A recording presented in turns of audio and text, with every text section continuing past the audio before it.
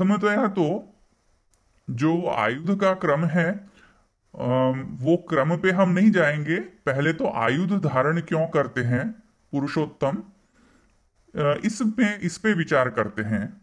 और यह विचार जो है वो विशदतया आचार्यों ने वर्णन किया है अ, अपने व्याख्यान में। कई सारे व्याख्यान में कई सारे आचार्यों ने, अपने आचार्य ने पुरुषोत्तम के जो आयुध धारण के जो प्रकार हैं उनका वर्णन किया है। जैसे प्रसन्न वदनाम भोज पद्म गर्भारुरेक्षणम इत्यादि तृतीय स्कंध में, या संचिंतयेत भगवत चरणारविंदम इत्यादि ध्यान के जो श्लोक हैं, या शंखम च तत्कर सरोरुह राजहंसम कौमोदकिम भगवतो दयितां स्मरेत दिग्धा भराटि भटशोणित कर्दमेन मालम मधुव्रत समूह गिरोपधिष्टम च इत्यस्व तत्वममलम मणिमस्य कंठे इत्यादि जो तृतीय स्कंध में जो ध्यान के श्लोक हैं, उसमें भी शंखम च तत्कर सरोरुह राजहंसम माने शंख चक्र गदा पद्म माला इत्यादि की भावनाएं प्रकट की हैं, व्याख्यान प्रकट किया है आचार्यों ने। महाप्रभु जी ने मूल सुबोधिनी में और अन्य जो सुबोधिनी के जो टीकाकार हैं उन्होंने तो बड़ा सुंदर वर्णन किया है वहां पे भी। और मुख्य रूप से तमद्भुतम बालकम अंबुजेक्षणम चतुर्भुजम शंख गदा द्युधायुधम श्रीवत्स लक्ष्मम गलशोभि कौस्तुभम पीतांबरम सांद्र पयोद सौभगम, यह जो श्लोक है तृतीय स्कंध, सॉरी दशम स्कंध जन्म प्रकरण अंतर्गत तृतीय अध्याय में, जहां पे प्रभु का प्रादुर्भाव हुआ है, तो वहां पे भी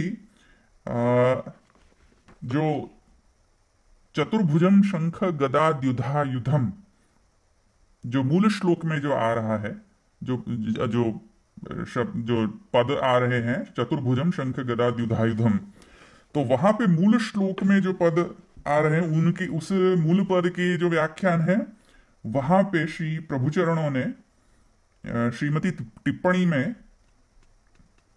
खूब सुंदर वर्णन किया है आयुधों का।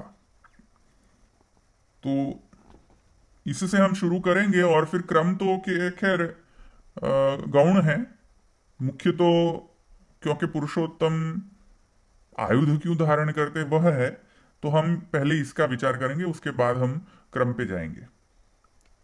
देखो, जो तमद्भुतम बालकम श्लोक है उसी की व्याख्या में श्री प्रभुचरणों ने श्रीमती टिप्पणी में कहा है, प्रमाण प्रमेय साधन फल रूपम इति अत्र अयम भाव संपूर्ण स्वरूप वर्णने ज्ञानेन्द्रियाणि कर्मेन्द्रियाणि च वाच्यानि तत्र ज्ञानेन्द्रियेषु ईक्षणमेव उक्तम कर्मेन्द्रियेषु भुजा एव उक्ता। बहुत सुंदर पंक्ति है ये। क्या कह रहे हैं कि चतुर्विध पुरुषार्थ जो है उसका वर्णन हो रहा है।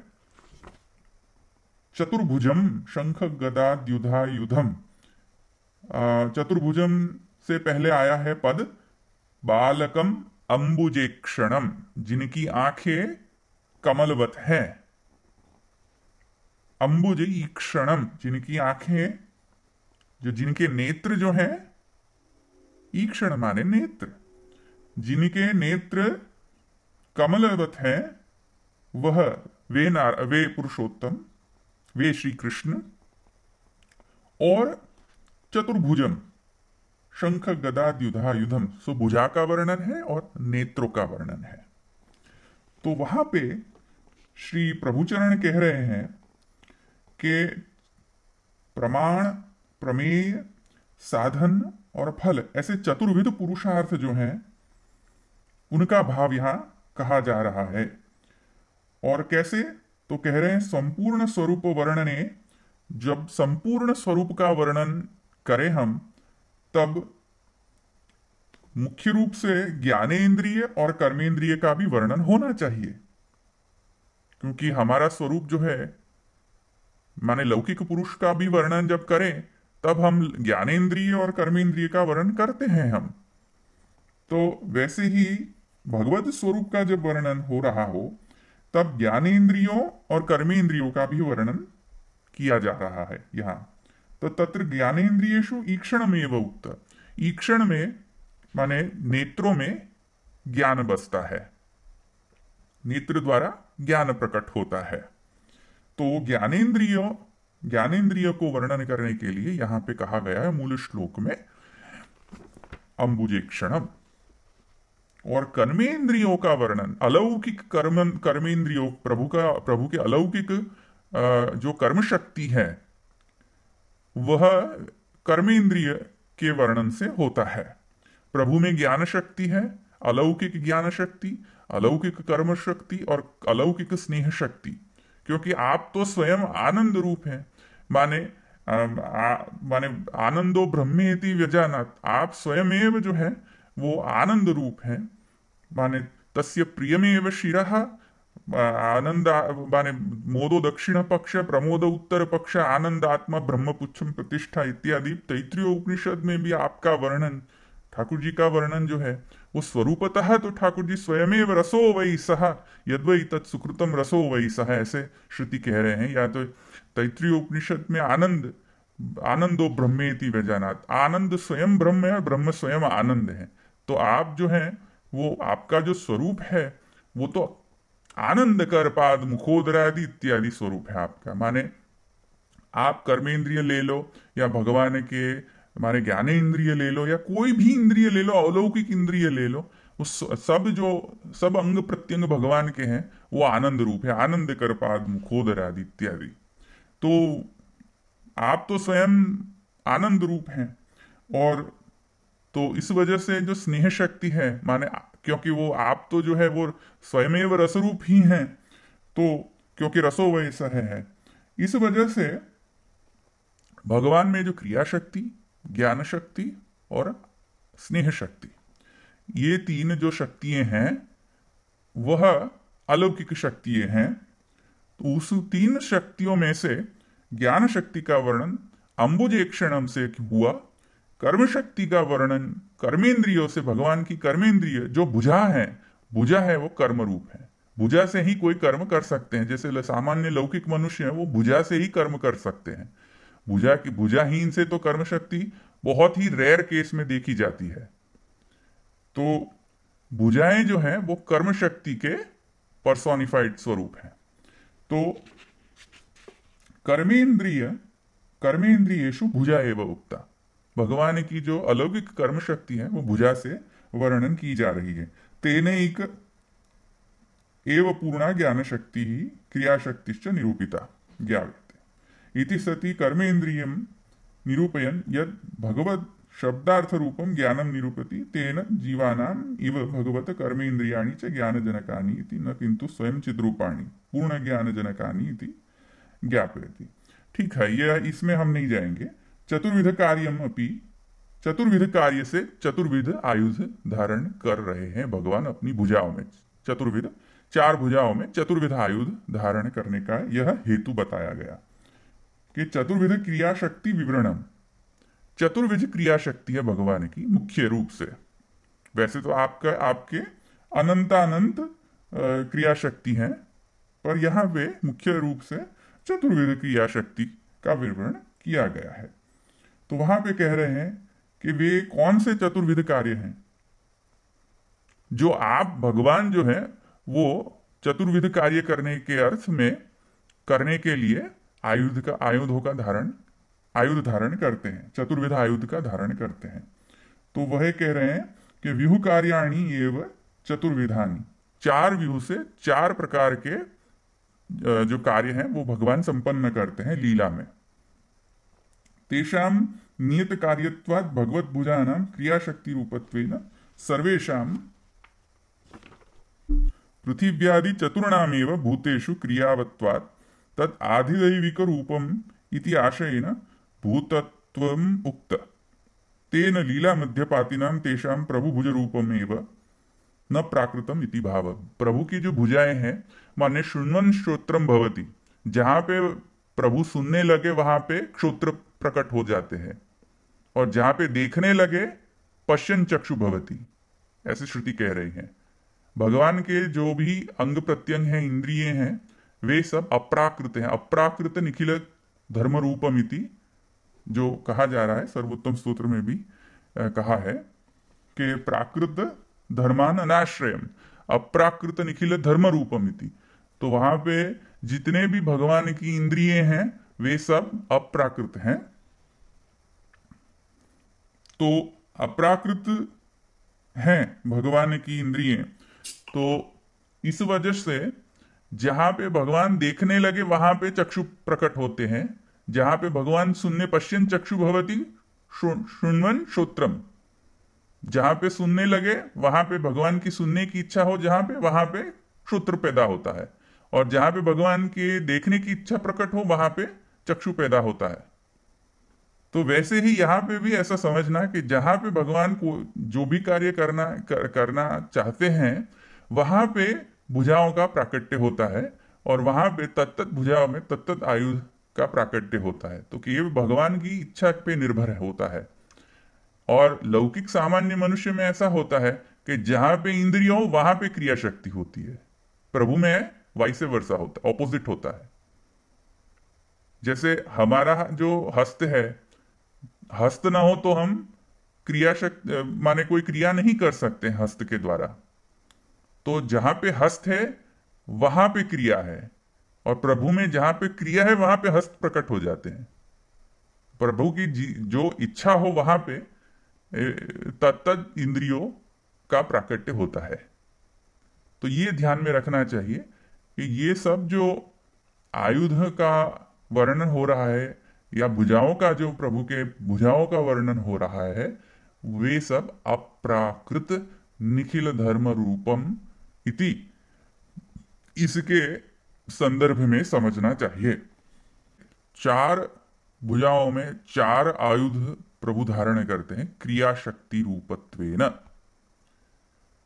तो प्रथम जो माने जो चारों 4 आयुध हैं उनकी भावना यहां व्यक्त करते हैं। पृथिव्यादि चतुर्णामेव भूतेषु क्रियावत्वात्। क्रिया में भूत जो है 4 जो पंचभूत हम कहते हैं, माने जल तेज वायु आकाश इत्यादि।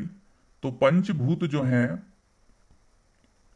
उसका वर्णन हम माने सृष्टि प्रक्रिया में 5 भूतों का वर्णन होता है कि भाई माने तस्माद वा तस्माद आत्मना आकाश संभूत, माने आत्मा में से आकाश प्रकट हुआ। माने आत्मा माने ब्रह्म में से आकाश प्रकट हुआ। आकाशाद वायु हो, तो आकाश में से वायु प्रकट हुआ। वायुरग्नि, अग्नि में से वायु में से अग्नि प्रकट हुआ। अग्निरापह, अग्नि में से जल प्रकट हुआ। अभ्य पृथ्वी माने जल में से पृथ्वी तत्व प्रकट हुआ। और पृथिव्याम औषधयः माने पृथ्वी में से औषधि प्रकट हुई। और औषधिभ्याम अन्नम माने औषधि में से अन्न प्रकट हुआ। अन्नात् पुरुषः, और अन्न में से माने मनुष्य प्रकट हुए। आयत में ये क्रम है, क्रम सृष्टि का वर्णन है उपनिषद में।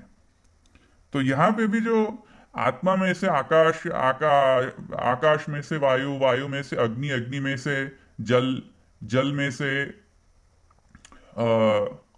औषधि। तो ये जो पंचभूत, जो पंच तत्व का वर्णन है, भूत तत्वों का वर्णन है, वे सब पंचभूत जो भौतिक तत्व हैं, वे भौतिक तत्वों का भी जो आधिदैविक स्वरूप है।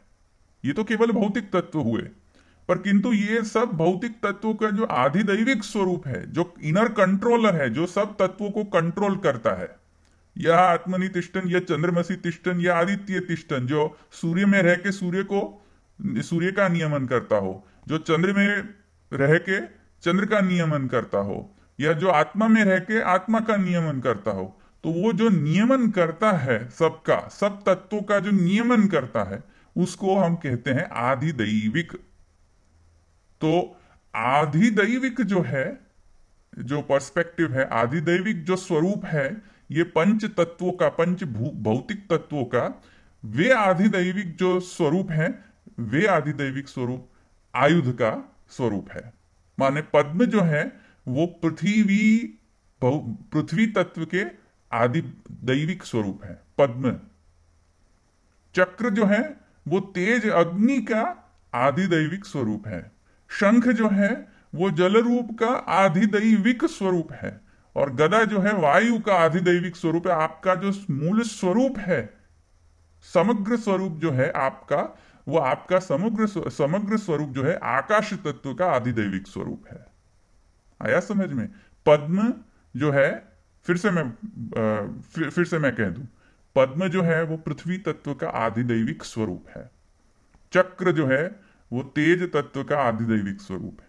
शंख जो है वो जल तत्व का, और गदा जो है वो वायु तत्व का आधिदैविक स्वरूप है। और आपका जो समग्र अंग है वह आकाश तत्व का आधिदैविक स्वरूप है। ये प्रथम भाव है कि आयुध जो है वे जो सब भौतिक तत्व हैं उनके आधिदैविक स्वरूप है, साक्षात पर्सोनिफाइड फॉर्म है। इंग्लिश में कहें तो they are the personified form of the physical elements. ठीक है? और पर्सोनिफाइड ब्लिसफुल फॉर्म ऐसा कह सकते हैं, माने आनंद रूप, आधिदैविक आनंद रूप है। और आनंद जो है माने सत्यम ज्ञानम अनंतम ब्रह्म यो वेद निहितम गुहायाम परमे व्योमन सोष्णुते सर्वान कामान सह ब्रह्मणा विपश्चिता इत्यादि श्रुति के प्रमाण से आनंद शब्द वहां पे उपयोग किया जाता है जहां पे अनंत्य हो, अनंतता हो, इन्फिनिटिज्म हो। मिनट, पद्म जो है वे केवल माने भौतिक पृथ्वी तत्व नहीं है। पद्म जो है सारे पृथ्वी तत्व का एक इनफाइनाइट पर्सोनिफाइड ब्लिसफुल स्वरूप है, आनंद स्वरूप है पद्म। क्योंकि आपका स्वरूप जब आनंद कर पाद मुखोदर आदि हो तो भुजा क्यों नहीं आनंद स्वरूप होगा? और भुजा में जो जो आयुध है वे क्यों आनंद स्वरूप आत्मक नहीं होंगे? एब्सोल्युटली होंगे। आप जब आभरण धारण करते हो तब आभरण भी आनंद स्वरूप है। आप जब किरीट आदि धारण करते हो तो आपके जो किरीट आदि आभरण है वे भी आनंद स्वरूप हैं। आया ना समझ में? तो पद्म भी क्यों आनंद नहीं हो, आनंद स्वरूप नहीं होंगे? पद्म, चक्र, शंख, गदा इत्यादि एब्सोल्युटली होंगे। तो देश काल वस्तु अपरिच्छिन्नता जिसमें हो वे आनंद स्वरूप कहे जाते हैं। तो पद्म में कोई लिमिटेशन नहीं है टाइम, स्पेस और ऑब्जेक्ट के हिसाब से। टाइम, स्पेस, मैटर में कोई लिमिटेशन नहीं है। वैसे ही जैसे माने भौतिक जल तत्व जो है उसमें लिमिटेशंस होता है कि जल जो है वो टाइम में लिमिटेड होता है, स्पेस में लिमिटेड होता है। वैसे वे सब जो लिमिटेशंस है वो शंख में नहीं आते हैं, क्योंकि शंख जो है वो जल तत्व का आधिदैविक स्वरूप है, पर्सोनिफाइड स्वरूप है, ब्लिसफुल स्वरूप है।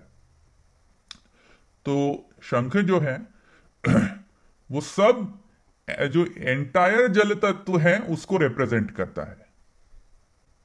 They are not just the weapons. आयुध doesn't necessarily mean they are weapons. English में भी जिसको समझना हो तो समझ ले। ये केवल मारण शक्ति के लिए या किसी को मारने के लिए वेपनरी नहीं है केवल आयुध। आयुध जो है वे जो सृष्टि के जो तत्व हैं, मूल तत्व जो हैं, उनके आधिदैविक स्वरूप है आयुध। कि आकाश जब कहते हैं तब generally we refer to as a sky English में। तो आकाश का मतलब एक minute, I am coming to that point, hold on just a second. So generally आकाश शब्द जब इंग्लिश में ट्रांसलेट करते हैं तो स्काई ऐसा कर देते हैं। तो आकाश यहां पे स्काई नहीं है, आकाश माने स्पेस। हाँ, आकाश यहां पे स्पेस है। सो जब ब्रह्म ने इच्छा की एक ओहम बहुश्याम प्रजाए, तो जैसे एक ब्लैक होल होता है, I am just giving an scientific example, कि एक ब्लैक होल जो है वो हेवीली डेंस्ड एक मैटर होता है, बहुत इंफिनिटिजिमली स्मॉल होता है, एकदम माने अणु रूप होता है वह, पर इतना उसका वेट होता है, वह एकदम अणु रूप जो है ब्लैक होल, उसका वेट इतना होता है कि वो अपने वेट को झेल नहीं पाता साइंटिफिकली। तो जब वेट को झेल नहीं पाता है तब वो एक्सपांड होता है, वो एक्सप्लोड होता है बिग बैंग में, तब जाके ये सब तत्व प्रकट होते हैं।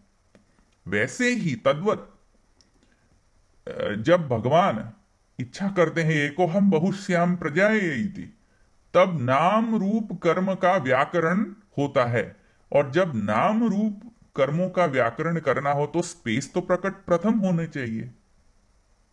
स्पेस ही प्रकट ना हो तो कहां पे ये सब होगा?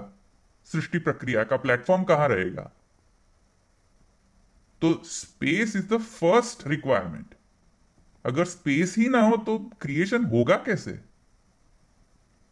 तो स्पेस जो है उसको आकाश कहा जा रहा है यहां पे। वैसे ही भगवत स्वरूप में भी, जैसे भगवान का स्वरूप जो है वो माने द्वादशांगो वही पुरुषः, माने एंथ्रोपोमॉर्फिकली भगवान जो है, हम भगवान को सिर्फ एंथ्रोपोमॉर्फिक बायस से ही देखते हैं। एंथ्रोपोमॉर्फिक बायस माने भगवान को एक मनुष्य ही होंगे, मनुष्यवत होंगे। माने मनुष्य के दो आंखें होती हैं, एक मस्तक होता है, दो भुजाएं होती हैं, वगैरह वगैरह, 12 जो मुख्य अंग है मनुष्यों का। वैसे ही हम भगवान को भी इमेजिन, माने भगवान की भावना भी हम द्वादशांगो वही पुरुष से ही करते हैं। पर किंतु भगवान केवल मनुष्य रूप नहीं है, भगवान ने तो अनेक सारे माने माने स्वरूप धारण किए हैं प्राकृतिक काल में, जैसे वराह आदि इत्यादि मत्स्य आदि स्वरूप। तो मत्स्य आदि वाराह आदि स्वरूप जो है वो कहीं वो द्वादशांगो वही पुरुष नहीं थे। पक्षी रूप का भी वर्णन आता है उपनिषद में, माने ब्रह्म जो है पक्षी है, ऐसा वर्णन आता है उपनिषद में। माने तस्य प्रियमेव शिरः, एक शिर का वर्णन आता है। मोदो दक्षिण पक्ष, प्रमोद उत्तर पक्ष, दो पक्षों का वर्णन आता है, जिन्हें गुजराती में આપણે કહીએ પાંખો। तो બે પાંખો છે ब्रह्म ने, एक माथू છે, और ब्रह्म पुच्छम प्रतिष्ठा, और उसकी एक पूंछ है। तो तस्य प्रियमेव शिरा मोदो दक्षिण पक्ष प्रमोद उत्तर पक्ष आनंदात्मा ब्रह्म पुच्छम प्रतिष्ठा। ये तो पंचांग का वर्णन है, द्वादशांग का वर्णन ही नहीं है उपनिषद में। माने यहां पे ये श्रुति में जो मैं बोल रहा था, श्रुति जो है वहां पे तो भगवान का पक्षी रूप का भी वर्णन है और भगवान का पुरुष रूप का भी वर्णन है। आया ना समझ में? तो स्पेस तो चाहिए होगी ना। भगवान जब एक में से अनेक रूप धारण करेंगे, तब पक्षी रूप धारण करेंगे या पुरुष रूप धारण करेंगे या कोई भी रूप धारण करेंगे। रूप धारण करने के लिए अपने में एक स्पेस का प्राकट्य आवश्यक है। तो भुजाएं अलग हैं, श्रीमस्तक अलग है। ये सब अलग अलग क्यों है? क्योंकि भगवान ने अलौकिक आनंदात्मक वपु प्रकट किया, और वपु प्रकट किया स्पेस के द्वारा। और वो स्पेस जो है वो भी भगवद रूप है, वो भी आनंद स्वरूप है। आया समझ में? इस वजह से space is comparable to the भगवत स्वरूप। क्लियर? धर्म में एक और प्रश्न है। हाँ, क्लियर हो गया एकदम। एक और प्रश्न है। हाँ, जैसा आपने समझाया, ये आयु जो है ऐसे आदिदेवी स्वरूप है इनके, पृथ्वी जल तेज बन के। तो वैसे तो सभी आदिदेवी स्वरूप तो देवताओं का मतलब है। तो इन आयु दो को हम इन देवताओं की तरह समझ सकते हैं। आदिदेवी मतलब इतना ऊंचा स्थान। हाँ हाँ, हाँ, आंसर में है यस। प्रभु की जो भुजाएं हैं वो क्योंकि मुख्यतया आपके क्रिया शक्ति रूप है। भुजा जो है वो क्रिया शक्ति रूप है, और जो नेत्र है वो ज्ञान शक्ति रूप है, जैसे मैंने आपको पहले बताया श्री गोसाई जी के व्याख्यान के हिसाब से। और देवताएं जो है वो वे सब कोई एक एक प्रभु के कर्म शक्ति का अंश है। सब देवताएं जो हैं वो प्रभु के कर्म शक्ति के अंश हैं। माने इंद्र जो है वो भी प्रभु के क्रिया शक्ति के अंश रूप है। हाँ, तो सब जो देवताएं हैं वे सब प्रभु के कर्म शक्ति के अंश रूप हैं और आधिदैविक अंश रूप हैं। इस वजह से इंद्र इत्यादि देवताएं जो हैं वे ब्रह्म के कर्म शक्ति के माने भुजाओं के अंश रूप है। इंद्र भुजा रूप नहीं है, सॉरी, इंद्र जो है वो कर्म शक्ति के अंश रूप है। इस वजह से हम ये नहीं कह सकते हैं कि भुजाएं जो है केवल इंद्र रूप ही हैं। तो वाइस वर्सा नहीं समझना चाहिए। जैसे अक्षर ब्रह्म जो है वो चरण रूप है, चरण अक्षर रूप नहीं है। ऐसे ही भुजाएं जो है वो देवता, माने देवता भुजा रूप है, भुजा के अंग में है देवताएं सब। पर भुजा केवल देवता रूप है ऐसा नहीं मानना चाहिए। भुजा तो स्वयमेव आनंद स्वरूप है। आपके जो भुजाएं जो हैं वे सब इनफाइनाइटली केपेबल है। और कोई प्रश्न? ધોન ભાઈ આમાં સ્નેહ શક્તિનું તમે કીધું તો એ સ્નેહ શક્તિ શેની સાથે સરખાવે? हाँ, आपका स्वरूप जो है, हाँ आपका स्वरूप आनंदात्मक है, रसो वै सहा। तो ये सब जो क्रिया शक्ति और ज्ञान शक्ति का जो बाइफर्केशन जो हो रहा है वो उसका अधिष्ठान स्नेह शक्ति में हो रहा है।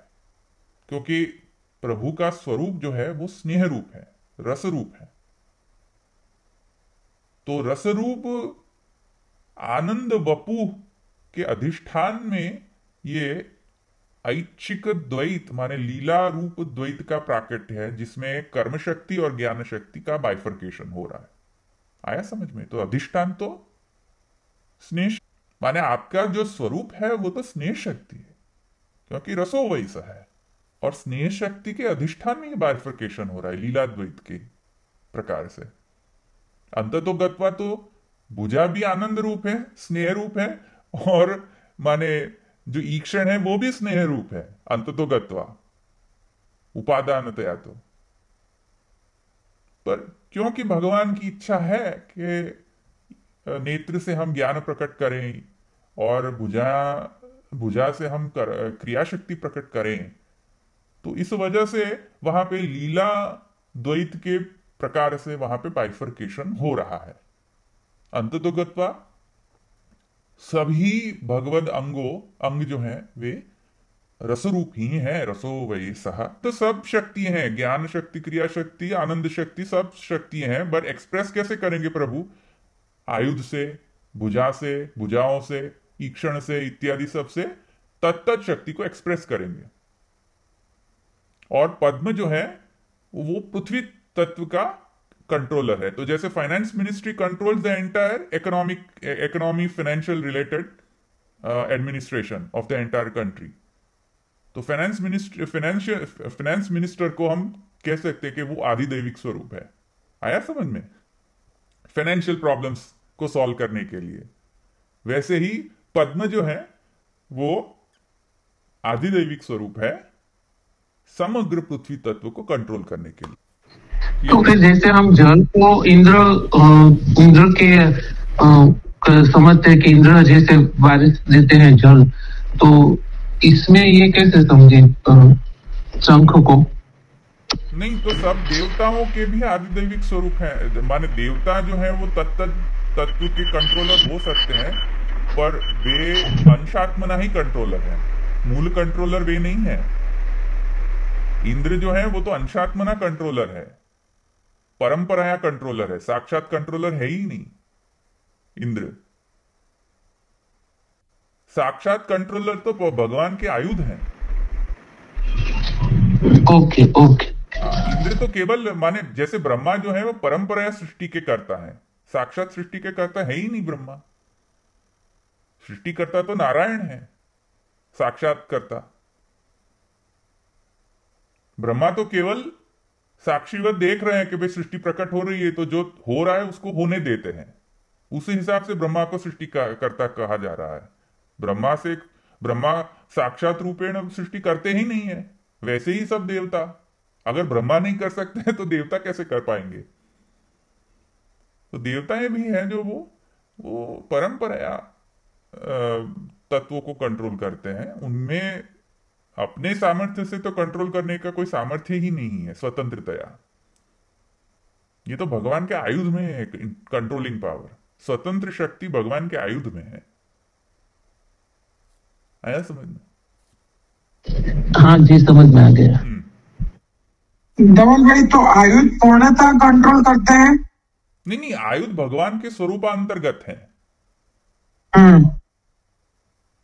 तो उस हिसाब से तो भगवान के स्वरूप अंतर्गत जब माने तब तो ये प्रश्न नहीं रह जाएगा फिर।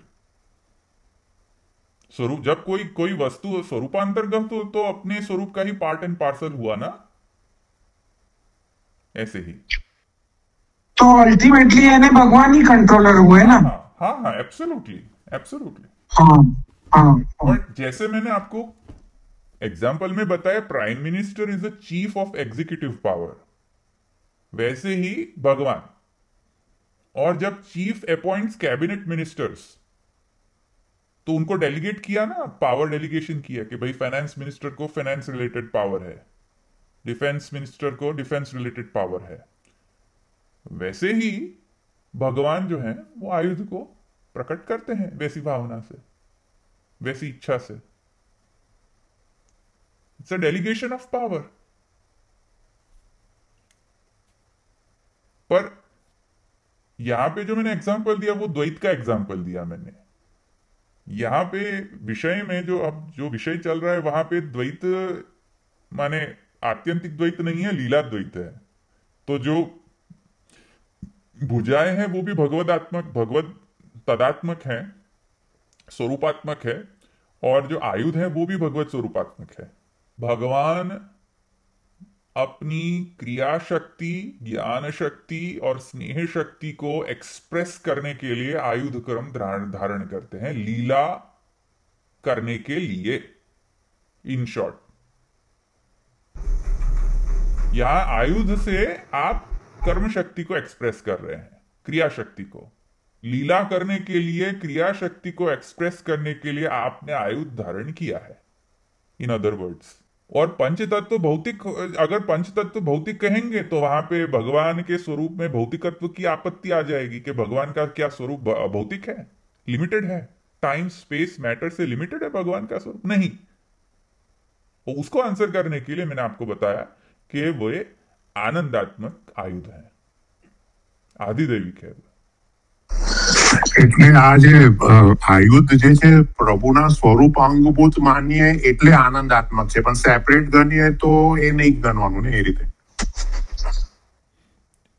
माने लीला में वे सेपरेट हो भी सकते हैं, पर तत्व दृष्टिया फिलोसॉफिकली और metaphysically it is a part and parcel of the Brahman. लीला में सेपरेट हो सकते हैं।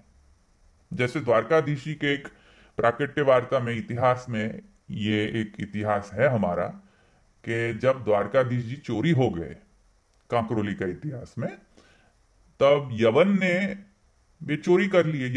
यवन ने आक्रमण करके, माने मैं बालक का नाम नहीं लूंगा, पर एक कांकरोली के ही बालक ने, माने पृथ्वीधर के बालक ने यवन राजा के साथ फ्रेंडशिप करके माने आक्रमण करवाया और भगवत स्वरूप चोरी हो गया। तो जब भगवान पधार गए, स्वरूप नहीं था, तब सेवा में कौस्तुभमणि की सेवा होती थी। तो कौस्तुभमणि जो है भगवान के अंगभूत है, स्वात्म ज्योति है। भगवान की जो ज्योति है, स्वात्म ज्योति, वो कौस्तुभमणि से पर्सोनिफाई हुआ है। आया ना समझ में? तो कौस्तुभमणि की सेवा हो सकती है, वेणु जी की सेवा होती है पृथकतया कई बार, जब स्वरूप चोरी में पधार जाए। तो माने क्यों, यद्यपि तो वो अंग है, पर तब जो अंग में अंगी की भावना की जाती है, उपसंहार, गुणोपसंहार न्याय से। कौस्तुभमणि में गुणोपसंहार किया जाता है कि वो साक्षात माने द्वारकाधीश जी हैं, और उस गुणोपसंहार न्याय से वहां पे कौस्तुभमणि की पृथकतया सेवा तब की जाती है। पर यह जो है वो उत्सर्ग नहीं है, ये अपवाद में ही पॉसिबल है। उत्सर्ग में तो जो साक्षात स्वरूप है उसकी ही सेवा की जाती है। पृथिव्यादि चतुर्णामेव भूतेषु क्रियावत्वात् तद आधिदैविक रूपत्वम। अभी समझ में आ गया ना? पृथिव्यादि माने पृथ्वी से आकाश से लेके औषधि तक, और सॉरी आकाश से लेके जल तत्व तक, ये सब जो भूत हैं वो भूत के आधिदैविक रूप है ये आयुध। क्रियावत्वात् तद आधिदैविक रूपत्वम। ठीक है, समझ में आ गया? ये एक भाव है आयुध का। दूसरा है जरायुज स्वेदज अंडज उद्भिज्जानि वा। दूसरा भाव चतुर्वेद सृष्टि जो है उसका भी यहां पे भाव है। तत्तद आयुध तत्तद सृष्टि का आधिदैविक स्वरूप है। जैसे जरायुज सृष्टि, स्वेदज सृष्टि, अंडज सृष्टि और उद्भिज्ज सृष्टि, ये चतुर्विध सृष्टि होती है, भौतिक सृष्टि। वे भौतिक चतुर्विध भौतिक सृष्टि के जो आधिदैविक रिप्रेजेंटेटिव स्वरूप हैं वे आयुध हैं। वैसा पुरुषस्य द्विभुजत्वम औत्सर्गिक इति अत्र द्विगुण पुरुषत्वम एतस्यैव विवरणम लौकिकम इत्यादि। युद्धादिना जरासंधादि मारणम लौकिक सदृशम। अन्यथा ईश्वरस्य एव तच्च कि भगवान, अगर कोई पूर्व पक्षी आए और कहे कि नहीं नहीं ये चार आयुध में चार भुजाओं में चार आयुध क्यों धारण कर रहे हैं, क्योंकि किसी को मारना है, तो चार भुजा से चार प्रकार से किसी को मार सके इसीलिए भगवान ने चार आयुध धारण किए हैं। अगर कोई पूर्व पक्षी ऐसा कहे तो वहां पे एक आपत्ति क्या आती है कि भगवान माने किसी को मारना चाहे तो केवल इच्छा मात्र से सृष्टि कर सकते हैं, तो इच्छा मात्र से मार नहीं सकते किसी को। इसमें आयुध का क्या जरूर है? इच्छा मात्र से जो एकोहम बहुश्याम प्रजाये इति सर्वम खल्विदम ब्रह्म सो कामयत, इच्छा मात्र से समग्र सृष्टि प्रकट जो कर सकता है वो इच्छा मात्र से असुर हनन नहीं कर सकते? कर सकते असुर हनन। तो ऐसी कोई लौकिका अपेक्षा हो कि भाई नहीं लौकिक माने हेतुवश प्रभु जो है वो क्योंकि माने इच्छा से नहीं कर सकते हते इसीलिए भगवान ने माने चार आयुध धारण करके मारने के लिए आयुध धारण किए, तो ऐसी भावना जो है वे अपेक्षित नहीं है। ये ऐसी भावना नहीं करनी चाहिए क्योंकि लौकिकापत्ति आती है भगवत स्वरूप में। ये कह रहे हैं कि लौकिक सदृश नहीं है ये आयुध। माने कोई आर्मी में जाए और आयुध धारण करे, ऐसे भगवान आयुध नहीं धारण करते हैं। भगवान में स्वयमेव सामर्थ्य है भगवान में कि आयुध धारण किए बिना भी भूभार हरण कर सकते हैं। आयुध धारण किए बिना ही असुर हनन कर सकते हैं। आयुध धारण करे बिना भी मुक्ति प्रदान कर सकते हैं। Absolutely possible. तो लौकिक सदृश नहीं मानना चाहिए यहां पे, ये गुसाई जी कह रहे हैं। उनका तात्पर्य ये है कि युद्धादिना जरासंधादि मारणम लौकिक सदृशम, लौकिक सदृश नहीं है ये। आया ना समझ में? ये केवल इच्छा लीला माने लीला करने की जो इच्छा है भगवान की, ये लीला की इच्छा के अंग दया आयुध धारण कर रहे हैं भगवान। क्योंकि भगवान लौकिक रीत्या कोई भगवान में लिमिटेशन होगा इसीलिए भगवान आयुध धारण करके भूभारण हरण कर सकते हैं, ऐसा नहीं मानना चाहिए।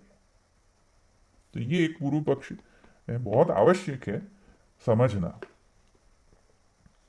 लौकिक तो कारण नहीं है आयुध धारण करने का, तो अलौकिक कारण होगा। तो अलौकिक कारण दो प्रकार के कारण है, एक है घातक और दूसरा रक्षण। तो कई आयुध घात करने के लिए धारण किए जाते हैं और कई आयुध रक्षण करने के लिए धारण किए जाते हैं।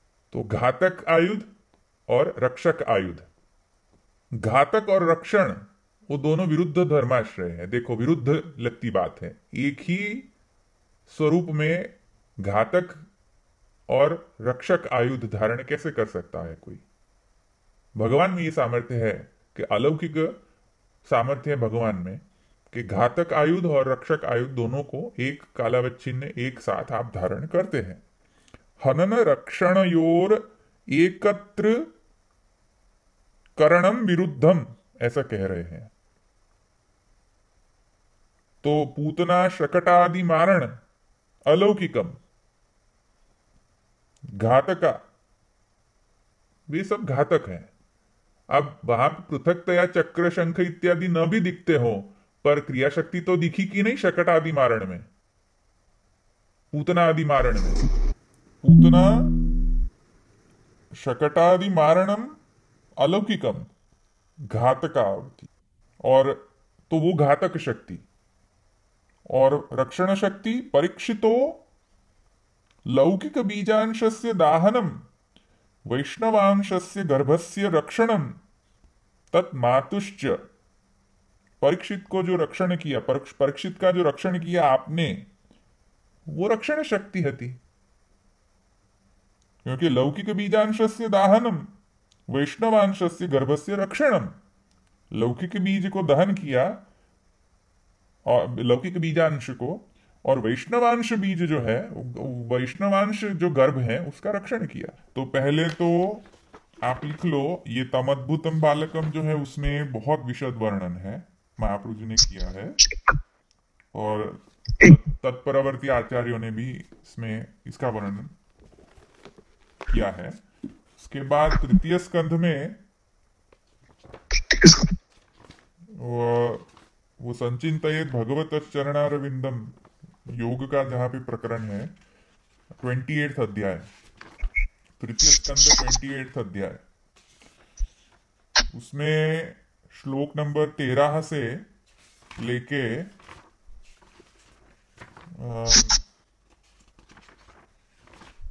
28, वहां पे 27 और 28 श्लोक मुख्य रूप से आयुधों का वर्णन हो रहा है वहां पे।